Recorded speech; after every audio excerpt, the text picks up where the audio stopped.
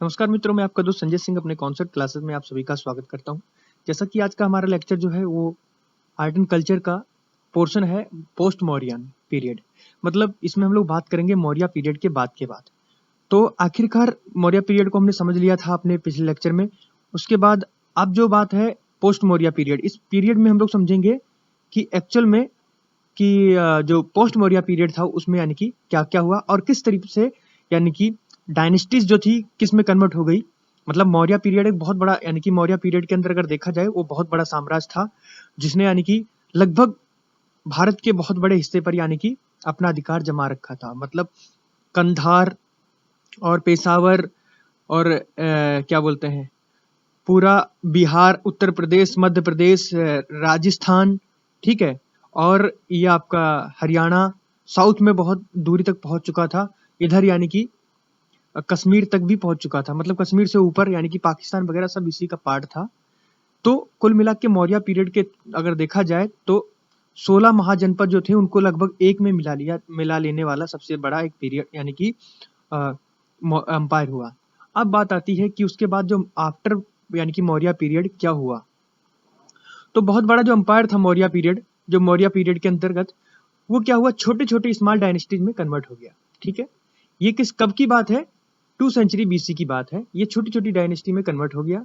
ठीक है, of India के यानी कि जो वेरियस पार्ट्स थे उसमें कुछ यानी कि डायनेस्टीज जो निकल कर अपने आप को यानी कि इंडिपेंडेंट घोषित कर दिया, जिसमें से यानी कि सुंगा डायनेस्टी, कण्वा डायनेस्टी और कुषाण डायनेस्टी और आपकी सका डायनेस्टी, ये सब यानी कि नॉर्थ इंडिया के पार्ट्स में यानी कि रह रही थी। मतलब नॉर्थ इंडिया में ये अपना राज चला रही थी।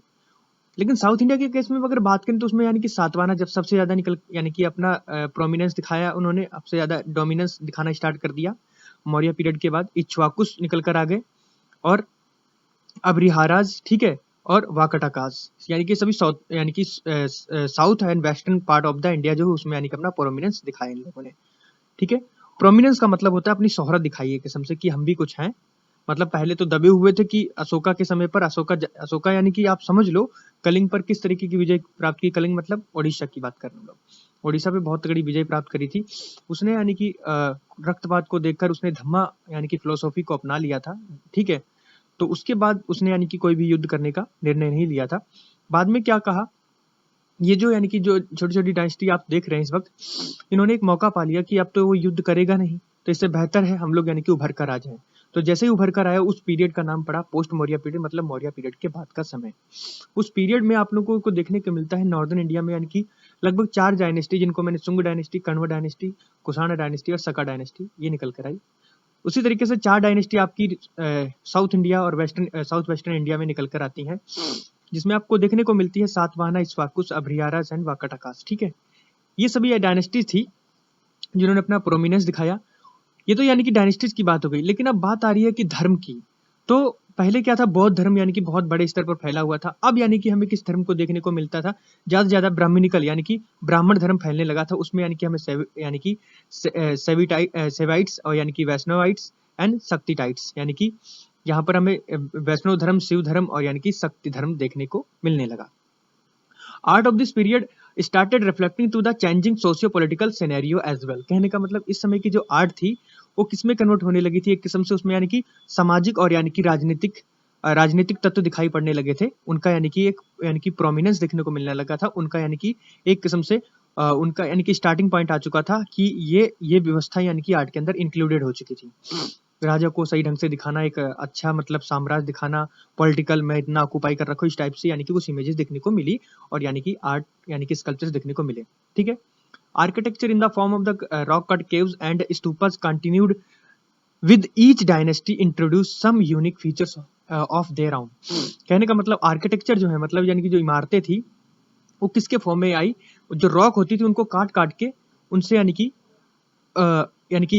उनसे यानी कि इमारतें बनाई जाती थी। ठीक है, स्तूपा यानी कि स्तूपा जो थे उससे यानी कि इस टाइप में बनाए जाते थे। मतलब आप बात कर रहे होंगे, मतलब यानी कि जैसे रॉक को काटकर एक महल टाइप, मैंने पिछली स्लाइड में आपको बताया था कि रॉक को किस तरीके से काटकर उसके अंदर गुफाएं बनाई गई, किसके लिए, रहने के लिए। तो यहाँ पर स्तूपा जो था अपना यानी कि स्तूपा जो था वो यानी कि अपना प्रोमिनेंस ज़्यादा बढ़ाने लगा था। अभी आगे मैं बात करूँगा स्तूपा की। स्तूपा जो था यानी कि पहले छोटे स्तर पर बनाया जाता था, अब बड़े स्तर पे उसे बनाया जाने लगा था, ठीक है? तो architecture in the form of the rock cut caves, यानी कि जो आर्किटेक्चर से रॉक को काटकर यानी कि बनाए जाते थे। And stupas continued with each dynasty introduce some unique feature of their own. मतलब प्रत्येक डायनेस्टी जो थी अपने यानी कि स्तूपाज की अलग-अलग यानी कि फीचर्स दिखाने लगी थी। एक यूनिक यानी कि ये बताती थी कि इस यानी कि यूनिक फीचर, मतलब यूनिक फीचर का मतलब ये हुआ कि सपोज करो यानी कि आपके पास कुषाण डायनेस्टी है। कुषाण डायनेस्टी ने कहा कि इस टाइप का फीचर मेरी जितने भी मैं स्तूपा बनाऊं उसमें होना चाहिए। तो अलग-अलग डायनेस्टी अपना अलग-अलग फीचर दिखाने लगी डेकोरेटेड फॉर्म में या मतलब उसके बनाने के फॉर्म में, ठीक है?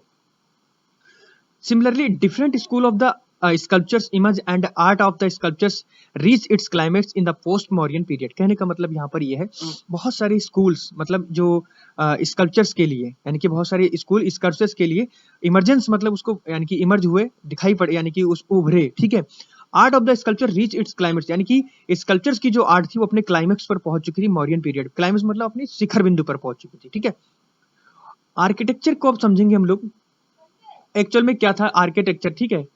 तो आर्किटेक्चर रॉक कट केव्स, देखिए रॉक कट केव्स जो है उससे हम लोग समझेंगे कि एक्चुअल में रॉक कट केव्स से कैसे यानी कि मौर्य पीरियड में कितना यानी कि वर्चस्व था, उसके बाद यानी कि पोस्ट मौर्य पीरियड में कितनी बढ़कर आगे आई। तो मेरे भाइयों मैं तुम्हें बताना चाहूँ construction of the rock cut caves continued as in the Maurya period, यानी कि मौर्य पीरियड में भी यानी जैसे कंटिन्यूड थी रॉक को काटकर उसके अंदर विहारा यानी कि चैत्या बनाना। तो उनको देखा जाए तो however this period saw the development of the two types of the rock caves, यानी कि दो प्रकार की रॉक केव्स को यानी कि बारे में हम लोग जानेंगे इस पीरियड में। जैसा कि हम लोग जानते हैं विहार जो बनाए जाते थे एक रेजिडेंट हॉल थे बुद्धिस्ट के लिए, वो यानी कि मौर्यन पीरियड में थे। लेकिन अगर बात करें चैत्यास जो बनाए गए यानी कि अरे पोस्ट मौर्य पीरियड में, वो पहले यानी कि मौर्यन पीरियड में नहीं था चैत्या, वो बाद में इंट्रोड्यूस किया गया किसके समय में पोस्ट मौर्यन पीरियड में, मतलब मौर्योत्तर काल के बाद यानी कि बनाया गया ये सब चीज यानी कि विहार यानी कि जो चैत्या है। तो मतलब अगर आपसे क्वेश्चन किया जाए इस चैत्या टाइप ऑफ आर्किटेक्चर या chaitya type of the rock cut caves introduce in the Maurya period, then answer is no. You had replied at particular instant of time, you just answer there chaitya is the one part of यानी कि आपका Maurya period का यानी कि ये architecture है जो यानी कि मौर्य पीरियड में इंट्रोड्यूस किया गया था, जो डेवलप किया गया था इस टाइम, ठीक है? अब बात आती है they were mainly quadrangular chambers with the flat roofs and use a prayer hall. कहने का मतलब यहाँ पर ये होता था कि ये जो यानी कि विहारा जो यानी कि बनाए गए थे, इनमें ये देखने को मिला जो यानी कि चैत्या विहारा जो बनाए गए थे, इसमें आपको ये देखने को मिलता है क्वाड्रेंगुलर मतलब चतुर्भुजाकार, यानी कि आपको क्वाड्रेंगुलर का मतलब ये होता है कि चौकोर टाइप में, ठीक है? चौकोर, तो चौकोर टाइप में होता था और ये यानी कि इनकी जो रूफ होती थी मतलब जो छत होती थी वो फ्लैट होती थी। फ्लैट मतलब ऊपर का सपाट यानी कि होता था, यानी कि जो छत होती थी वो सपाट होती थी। और इनको प्रेयर हॉल मतलब यानी कि पूजा स्थल या मतलब यानी कि प्रार्थना स्थल के रूप में उसे प्रयोग किया जाता था। Caves also had open courtyard and stone screens walls to sealed from rain. कहने का मतलब यहाँ पर ये है जो केव्स मतलब यानी कि जो गुफाएं थी उनके ओपन कोर्टयार्ड होते थे, मतलब उनके जो आंगन है वो खुला होते थे, ठीक है? खुला होते थे और यानी कि स्क्रीन वॉल होती थी, मतलब कहने का मतलब इनकी जो दीवारें होती थी, दीवारें वो सब यानी कि किससे बनी होती थी? स्टोन से बनी होती थी और सील्ड होती थी कि उस यानी कि मतलब रेन उसमें यानी कि ना आए। मतलब कहने का मतलब है सील्ड फ्रॉम रेन, यानी कि रेन का अगर पानी आएगा तो बाहर निकल जाएगा, उस पे यानी कि कोई जरूरत नहीं है, ठीक है? सील्ड हुआ करता था मतलब ऊपर से कुछ ना कुछ ऐसा होगा यानी कि इन्होंने कर रखा होगा कि पानी अंदर ना आए। सील्ड हुआ करती थी, सील्ड पैक, जैसे कहते हैं सील्ड पैक कर दिया भाई, पानी में डाल दे कुछ नहीं होगा। तो सिमिलरली यहाँ पर होता था, ये जो दीवारें होती थी इनके अंदर पानी छलकता नहीं था। Sorry, they were also decorated with human and animal figures, यानी कि ये जो दीवारें होती थी इनको ह्यूमन फिगर से और यानी कि एनिमल फिगर से सजाया जाता था, मतलब उनको यानी कि स्कल्पचर वे में यानी कि ढाला जाता था, मतलब उनको अच्छे से कहते नहीं है पत्थर यानी कि छेनी की मार से पत्थर को यानी कि नई आकार में तराशा जाता है। तो इनको बहुत बहुत अच्छे आकारों में या तो एनिमल आकार या मतलब मनुष्य का आकार उसे दिया जाता था, बहुत ही अलग अलग डिजाइन वे में। यहाँ पर एक बात करते हैं कार्ले हाल अजंता केव्स, यानी कि अगर कार्ले हाल की बात करें वो भी इस टाइप का यानी कि क्या देखने को मिलता है, यानी कि क्वाड्रिलेंगुलर चैम्बर है किसके लिए? ये जो यानी कि आपका पोस्ट मौर्यन पीरियड में देखने को मिलता है। अजंता की जो केव्स हैं जिसमें यानी कि 29 केव्स हैं, 29 केव्स में 25 यानी कि विहारास हैं और 24 यानी कि चैत्यास है। इसका मतलब ये हुआ कि वहां पर यानी कि जो यानी कि चैत्याचार हैं उससे तो पता चलता है कि यानी कि ये पोस्ट मौर्य पीरियड में बनवाए गए हैं। और 25 जो विहारास हैं ये हो सकता है शायद मौर्य पीरियड में बनवाए गए हों या इसी पीरियड में बनवाए गए हों। लेकिन यहाँ पर यानी कि 29 केव्स जो हैं अजंता की, उसमें आप एक बात समझ सकते हैं कितनी बात यानी कि 25 क्या है विहारास हैं और 24 क्या है इसमें चैत्यास हैं। तो ये बात समझ में आ गई। अब आती है उदयगिरी एंड खंडागिरी केव्स जो उड़ीसा में है। तो इसमें अगर मैं बात करूं, they were made under the king Kharavela in the first and second century BC near modern day जो भुवनेश्वर है, यानी कि जो आज भुवनेश्वर का यानी भुवनेश्वर के नाम से जाना जाता है, ठीक है, जो भुवनेश्वर के नाम से जाना जाता है वहां पर यानी कि हमें देखने को मिलता है यानी कि उदयगिरी की जो यानी कि खंडगिरी केव्स हैं थे। Udayagiri and the Khandagiri caves जो है यानी कि इस जो पैट्रोनेज किंग था Kharavela first and second century के समय पर, वहां पर यानी कि इस टाइप की गुफाओं का यानी कि एक बोलबाला देखने को मिलता है। The cave complex has both man made and the natural caves. कहने का मतलब यहाँ पर यह है, यहाँ पर जो कुछ गुफाएं थी यानी कि जो खंडगिरी केव्स जो हैं और उदयगिरी की जो केव्स हैं उसमें हमें ये देखने को मिलता है कि जो यानी कि जो केव्स का यानी कि जो कॉम्प्लेक्स है उसमें हमें देखने को मिलता है कुछ गुफाएं जो ऐसी हैं जो आदमियों के द्वारा बनाई गई हैं और कुछ गुफाएं ऐसी हैं जो नेचुरली तरीके से मतलब प्राकृतिक ही देन है कि वो बनी हुई है। तो उनको तराश कर या उनको यानी कि अच्छे से बनाकर उनके रहने योग्य बनाया गया विहारा या चैत्य की तरह से। They were possibly carved out. Carved out का मतलब होता है तराशना, ठीक है। कार्व्ड आउट का मतलब होता है कि खोद कर निकालना, ठीक है। तो they were possibly carved out for residence of the Jain monks, यानी कि जैन मॉन्क्स जो थे उनको खोद कर उसको यानी कि निकालते थे और रहने के लिए उसे यूज करते थे। देयर आर 18 केव्स, यहाँ पर क्या देखने को मिलती हैं उदयगिरी में 18 केव्स हैं एंड 15 इन यानी कि खंडागिरी। यानी कि अगर हम बात करें उदयगिरी केव्स की और खंडागिरी केव्स की तो उदयगिरी केव्स यानी कि हमें 18 केव्स देखने को मिलती हैं और आपको अगर बात करें यहाँ पर खंडागिरी केव्स की तो यहाँ पर हमें यानी कि 15 केव्स दिखाई पड़ती हैं। Udayagiri caves are famous for the यानी कि हाथी गुम्फा के इंस्क्रिप्शन के लिए, यानी कि हाथी गुम्फा इंस्क्रिप्शन जो है उसके लिए उदयगिरी आपकी केव्स फेमस है। Which are carved out in Brahmi script, यानी कि जिसमें यानी कि उस जो यानी कि उदयगिरी जो केव्स हैं वो हाथी गुम्फा के लिए फेमस भी है और वहां पर यानी कि हमें ब्राह्मी स्क्रिप्ट यानी कि उनकी दीवारों पर खुदी दिखाई पड़ती है। खुदी मतलब यानी कि उसको लिखा या कुछ भी यानी कि उसके ऊपर लिखा गया या मेंशन किया गया है, ठीक है। उसके बाद बात आती है the inscription start out with Jain Namokar mantra. कहने का मतलब यहाँ पर यह है कि जो इंस्क्रिप्शन हैं वो क्या बोलते हैं स्टार्ट आउट जैन नमोकार मंत्रा, यानी कि जैन नमोकार मंत्रा से यानी कि उसको स्टार्ट आउट किया गया है। And highlight various military campaign, यानी कि वहां पर हमें मिलिट्री यानी कि कैंपेन के बारे में वहां पर देखने को मिलता है, ठीक है। अंडरटेकन बाय द खारवेला, जो यानी कि खारवेला यानी कि किंग था उसके समय पर ये मिलिट्री का बोलबाला या मतलब मिलिट्री का वर्चस्व देखने को मिलता है, जो इस यानी कि आपको यानी कि जो क्या बोलते हैं जो इंस्क्रिप्शन हैं उसमें आपको ये चीजें देखने को मिलती है, मतलब वहां पर पेंटिंग्स होंगी या लिखावट होगी उसके अंदर देखने को मिलता है, ठीक है। There are inscriptions in other caves, यानी कि कुछ और भी केव्स हैं जिसके अंदर यानी कि इंस्क्रिप्शन देखने को मिलते हैं आपके यानी कि क्या बोलते हैं उस समय के राजा के या मतलब केव्स के बारे में, ठीक है। रानी गुम्फा केव्स इन उदयगिरी, जो रानी गुम्फा केव्स हैं उदयगिरी की is double storied and some beautiful sculptures. यहाँ पर यानी कि हमें क्या देखने को मिलता है डबल स्टोरीड और यानी कि कुछ सुंदर स्कल्पचर्स देखने को मिलते हैं कहाँ पर रानी गुम्फा केव्स में। तो ये बातें थी यानी कि आपकी उदयगिरी और यानी कि क्या बोलते हैं खंडगिरी, ठीक है। सो ये चीजें थी मैंने समझाई आपको। अब बात आती है स्तूपा के बारे में। स्तूपा जो था यानी कि वो अरे मौर्य पीरियड में कुछ छोटे स्तर पर बनाया जाता था, लेकिन आज के डेट में अगर देखा जाए पोस्ट मौर्य पीरियड में तो स्तूपा जो बीकम लार्जर मतलब बड़ा हो चुका था and decorative in the post Mauryan period, यानी कि उसे सुंदर यानी कि आकर्षक बनाने की कोशिश की जाने लगी थी, ठीक है। Stone were increasingly use in place of the wood and bricks, यानी कि यहाँ पर पत्थर को ज्यादा यूज किया जाने लगा था जहां पर यानी कि लकड़ियों को पहले यूज किया जाता था, ठीक है। कि देखिए यहाँ पर आपको देखने को मिल रहा होगा वुड एंड ब्रिक्स, जो यानी कि पहले ईंटें और यानी कि लकड़ी यूज की जाती थी, वहां पर हमें यानी कि ज्यादा मात्रा में अब स्टोन दिखाई पड़ रहा है। Sunga dynasty introduced the idea of the torana a beautiful decorated gateways to the stupa.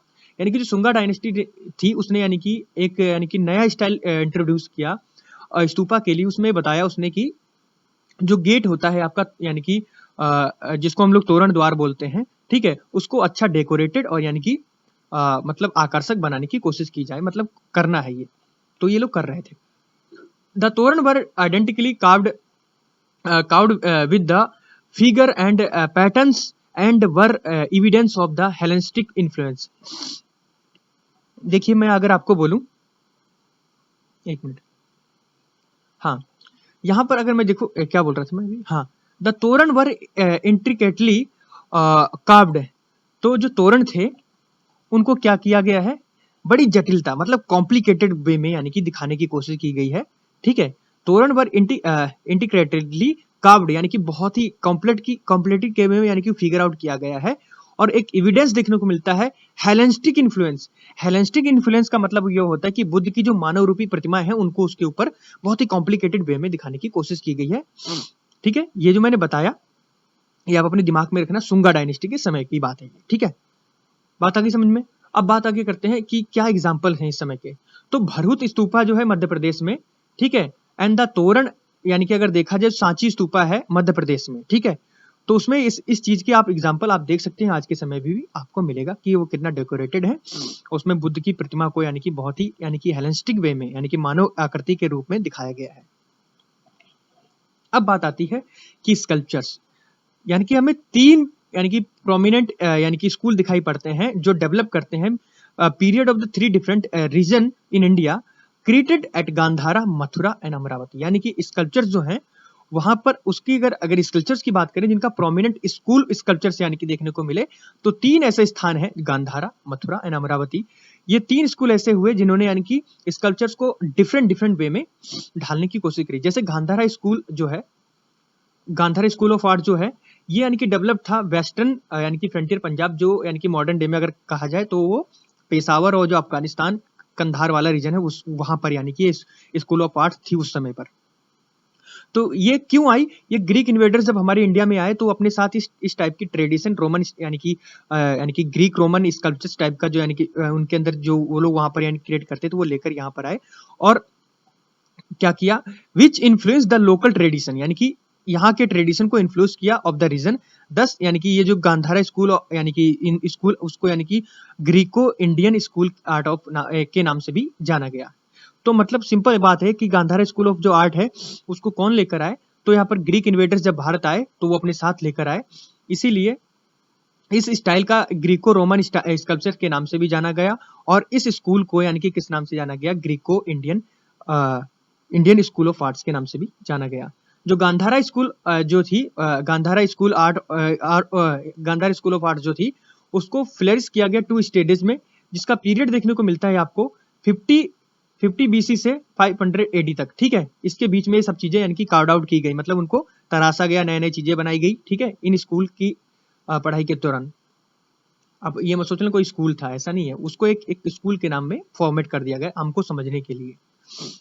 While the former school was known for its use bluish grey, यानी कि अगर इससे पहले का अगर देखा जाए उसी यानी कि ये जो रीजन मैंने बताया पेशावर कंधार वाला रीजन पाकिस्तान, ठीक है, तो पंजाब वाला रीजन जो है, वाइल ये इसको यानी कि ये पहले क्या करते थे, ब्लूइश ग्रे यानी कि ब्लू यानी कि नीली टाइप की जो ग्रे मिट्टी होती थी, ग्रे मतलब यानी कि एक स्लेटी कलर की सैंडस्टोन को लोग यूज करते थे, मतलब ब्लू एंड यानी कि blue and the grey sandstone को यूज करते थे। लेकिन बाद में देखा गया इन्होंने यूज कर दिया किसको, मड एंड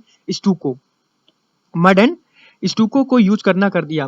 स्टूको क्या होता है, जो महीन यानी कि जैसे मिट्टी को क्या किया, एक लेस लगाना स्टार्ट कर दिया महीन पलस्तर की तरीके से, और इस टाइप के यानी कि स्कल्पचर्स को बनाना स्टार्ट कर दिया, जिनको यानी कि नई आकृति दी गई। The image of Buddha and the Bodhisattva were based on the Greco Roman pantheon and resembled at of Apollo. देखिए मैं आपको एक चीज बता दूं यहाँ पर कि जो बुद्धा की जो बोधिसत्वा की जो इमेजेस हैं उनको बहुत सारे देवी देवताओं के साथ रोमन यानी कि पैंथियन स्टाइल में दिखाया गया है, जिनको एक अलग टाइप का आकार दिया गया है, जिसमें यानी कि बहुत सारे देवी देवता उनके साथ बैठे पड़े। बुद्धा को इस टाइप का इस स्कूल यानी कि स्कूल ऑफ आर्ट्स यानी कि गांधारा स्कूल ऑफ आर्ट्स में दिखाया गया है। अब मथुरा स्कूल ऑफ आर्ट्स यानी कि बारे में बात करें तो आपको सबको पता होगा, ये यूपी का एक रीजन है जो यानी कि यमुना रिवर के किनारे पड़ता है। इसको लगभग फर्स्ट सेंचुरी से यानी कि थर्ड सेंचुरी बीसी के अराउंड माना गया है। ये जो यानी कि स्कल्पचर्स हैं इस मथुरा स्कूल ऑफ आर्ट्स के इन्फ्लुएंस किया गया है। इमेज यहाँ पर देखने को मिलती है थ्री रीजन यानी कि थ्री रिलीजन की। कौन से three religion? Buddhist, Hinduism and Jainism. ठीक है, Buddhist, Hinduism and Jainism. The image of were modelled on the earlier यक्षा image found during the Maurya period. ये जो इमेजेस हैं इनको यानी कि किसके बेसिस पर यानी कि ढाला गया है? जैसे यक्षानी और यक्षिणी की जो इमेजेस होती थी पहले, उसके बेस पर यानी कि अलग अलग पोस्चर में ढाला गया है। The Mathura school showed striking use of the symbolism in the images. कहने का मतलब यहाँ पर सिंबोलाइज किया गया है इमेजेस को। The Hindu gods were represented using their ayudhas, यानी कि जो हिंदू गॉड्स थे उनको अपने अस्त्र शस्त्रों के साथ यानी कि सुशोभित यानी कि इस स्कूल ऑफ आर्ट्स में दिखाया गया है। फॉर एग्जांपल जो शिवा है उसको यानी कि अपने लिंगा और मुखलिंगा के द्वारा दिखाया गया है। सिमिलरली उन बुद्धा को उसके पीछे यानी कि बहुत लार्जर यानी कि हेलो दिखाया गया। हेला मतलब यानी होता है प्रभामंडल। ठीक है, प्रभामंडल यानी कि पीछे बहुत सारा प्रकाश दिखाई पड़ रहा है, ऐसा कुछ यानी कि इन्होंने बनाया है अपना यानी कि उसमें क्या बोलते हैं स्कल्पचर्स में, उनकी जो यानी कि आइडल्स बनाई है उसमें। ठीक है, एंड डेकोरेटेड किया है उसको यानी कि एक ज्योमेट्रिकल पैटर्न में बहुत ही अच्छे थे इससे। Buddha is shown to be surrounded by Bodhisattva, यानी कि दो बोधिसत्वा के साथ यार पद्मनी जो होल्ड कर रखी है अपने हाथ में एक लोटस, और वज्रपाणी जो है यानी कि थंडरबोल्ट। ठीक है, थंडरबोल्ट का मतलब ये होता है कि वज्र को हाथ में लिए हुआ है।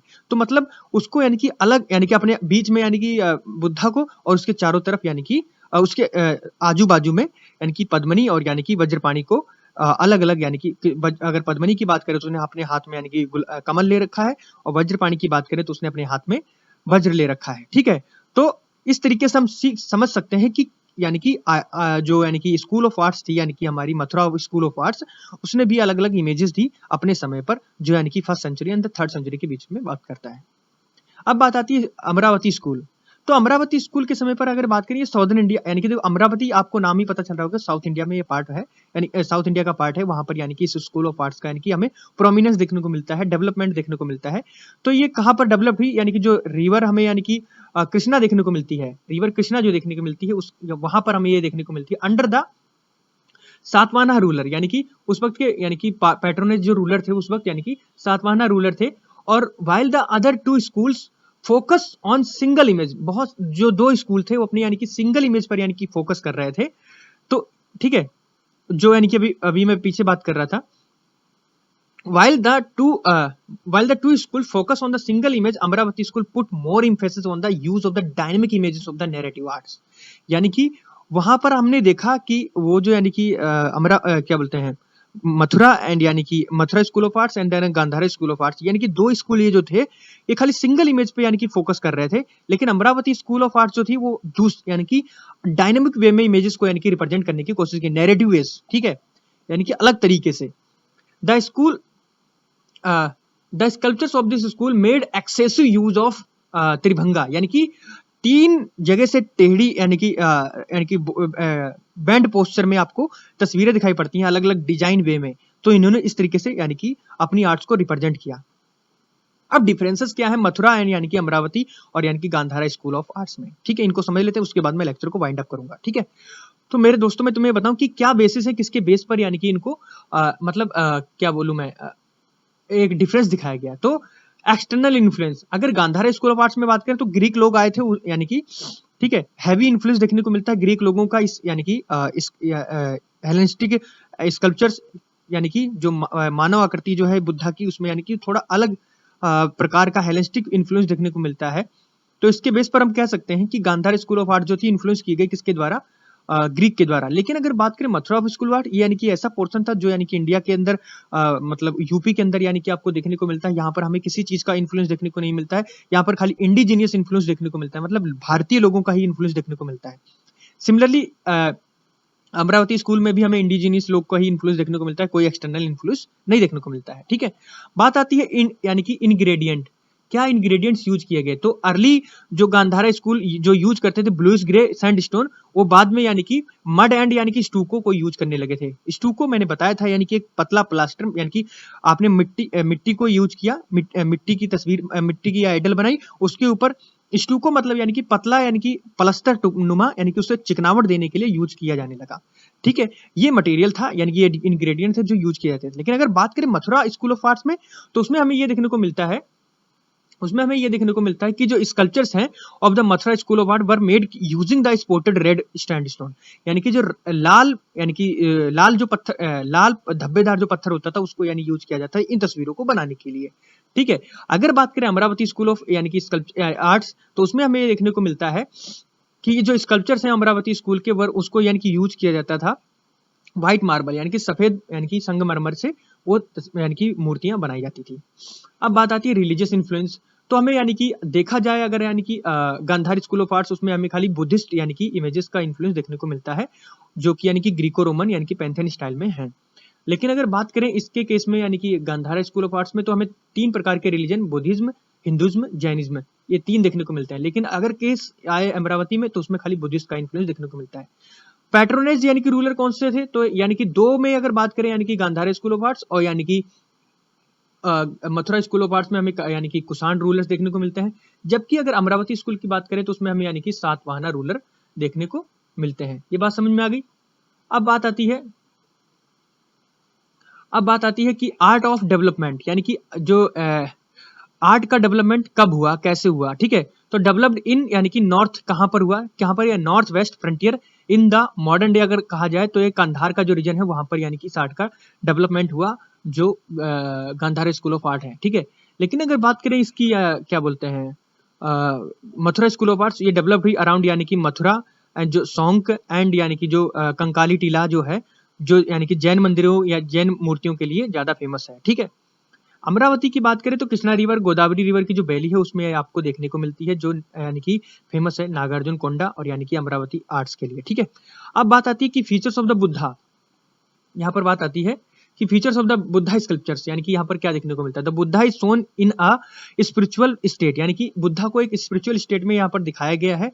मतलब स्पिरिचुअल क्या होता है, आप खुद समझदार हो तो आप लोग समझ लेंगे, मैं इस चीज को, हर चीज का हिंदी मीन नहीं होता है। ठीक है, स्पिरिचुअलिटी में दिखाया गया है बुद्धा को विद वेवी हेयर, मतलब घुंघराले बालों के साथ दिखाया गया है। ही वियर अ फीवर ऑर्नामेंट्स, उसने कुछ यानी कि बहुत कम आभूषण पहन रखे हैं। And seated in the position of the yogi, यानी कि एक योगी की पोजीशन में बैठे हुए हैं। The eyes of half close as in the meditation, protuberance is shown on the head and signifies the omniscience of the Buddha। कहने का मतलब यहाँ पर ये है कि ये देखने को मिलता है कि जो बुद्धा है उसकी आंखें जो है थोड़ी बंद हैं और मेडिटेशन की मुद्रा में है। और प्रोटरबेंस, देखिए प्रोटरबेंस का मतलब ये होता है कि उनके मुखमंडल जो है थोड़ा यानी कि उभरा हुआ है, इस टाइप का दिखाई पड़ रहा है उनका चेहरा। ये यानी कि किसमें, गांधार स्कूल ऑफ आर्ट्स का था। अब बात आती है मथुरा स्कूल ऑफ आर्ट, तो Buddha is shown in the delight mood, यानी कि एक डिलाइटिंग मूड में यानी कि दिखाई पड़ रहे हैं। विद द स्माइलिंग फेस, यानी कि खुशी चेहरे के साथ, खुशी मिजाज चेहरे के साथ दिखाई पड़ रहे हैं। The body symbolize the muscularity, यानी कि मस्कुलरिटी को यानी कि रिप्रेजेंट कर रहा है, कहते हैं मस्कुलाइन जेंडर, तो वही सीप यहाँ पर है। ठीक है, मस्कुलरिटी वियरिंग टाइट ड्रेस, यहाँ पर उन्होंने बहुत ही चुस्त यानी कहते नहीं है, बहुत ही टाइट वस्त्र यानी कि धारण कर रखे हैं उन्होंने। Wearing tight dress. The face and head are shaven, यानी कि जो फेस है और हेड है वो पूरा सेव, मतलब ये होता है, सेवन का मतलब ये होता है कि एक किस्म से आदमी जब गंजा हो जाता है दाढ़ी को डिलीट कर देता है, बियर्ड को इरेज कर देता है, तो वैसा पोस्चर यहाँ पर दिखाई पड़ रहा है। ठीक है, Buddha is seated in a padmasana with a different मुद्राज and his face reflected grace a similar protuberance in shown on the head। कहने का मतलब यहाँ पर यह है कि उनके मुखमंडल पर आभा दिखाई पड़ रही है और बुद्धा जो है पद्मासन में बैठे हुए हैं। अब बात करते हैं यानी कि अमरावती स्कूल ऑफ आर्ट्स में, तो यहाँ पर हम अगर बात करें तो since the sculptures are generally part of the narrative arts there is a less emphasis on the individual feature, यानी कि यहाँ पर यानी कि हम देख रहे हैं कि ये जो स्कल्पचर्स हैं वो जनरली देखने को मिलता है कि नैरेटिव आर्ट्स देखने को मिलते हैं, मतलब वही किस यानी कि उसी रीजन की आर्ट देखने को मिलती है। There are less emphasis on the individual features, यानी कि इसमें किसी एक आदमी का इंडिविजुअल का फीचर देखने को कम मिलता है। Of the Buddha. The sculptures generally depicted life of the stories of the Buddha, यानी कि जो स्कल्पचर्स हैं वो बुद्धा की लाइफ स्टाइल को बता रहे हैं, जिसको हम जातका टेल्स या जातक कथा के नाम से भी जानते हैं, जो उसकी यानी कि प्रीवियस बुद्धा की लाइफ के बारे में, जन्म मरण के बारे में बताया गया है। अब इमेजेस हैं, आप देख सकते हैं कि गांधारा स्कूल ऑफ आर्ट्स में यानी इस टाइप की कुछ इमेजेस थी, और यानी कि मथुरा स्कूल ऑफ आर्ट में इसमें कुछ इस तरीके से, और यानी कि अमरावती स्कूल ऑफ आर्ट्स में कुछ इस तरीके से थी। अगला जो लेक्चर हमारा होगा वो Greek art and Roman art यानी के बारे में बात होगा, और उसके बाद में आगे बढ़ते चलेंगे, फर्दर क्या क्या बातें होने वाली उसको समझेंगे। तब तक के लिए जय हिंद, जय भारत, जय हिंद।